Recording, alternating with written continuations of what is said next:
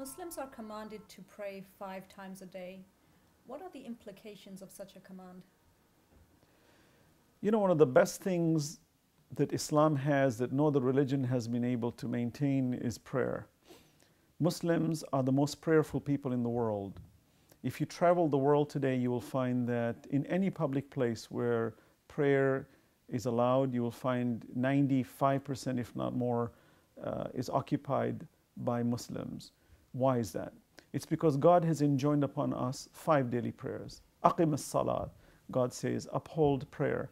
And prayer has been strategically placed in our period of 24 hours to ensure that mankind is constantly managed in not to go astray. And the Quran states, Inna salata tanha anil fahshai wal munkar. Indeed, prayer keeps you away from wrongdoing and evil. Wala dhikrullahi akbar. And it is a great remembrance. Prayer implies a reenactment, a refreshing of one's purpose in life. And submitting to God is proof precisely for that. And you find that God has enjoined the 5 daily prayers with strict regulations on how it should be done.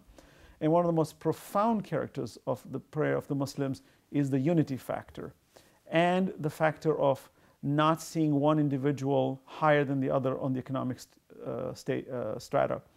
Meaning a king and a slave could both be praying, and when they go into submission to God, you would not know the difference. When they're standing, they're bowing, or in other words, genuflecting and bowing, you will not see any difference between the two, which is exactly what God wants us to understand. That status to God is the one who's submissive. Quran says, Inna akramakum indallahi atqakum.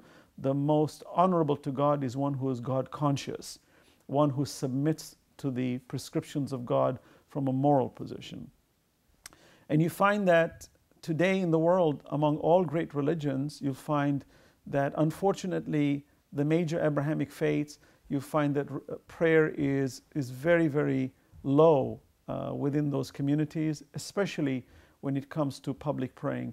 And certainly, as far as the quantity of prayer is concerned, the 5 daily prayers, I don't think anybody is able to trump that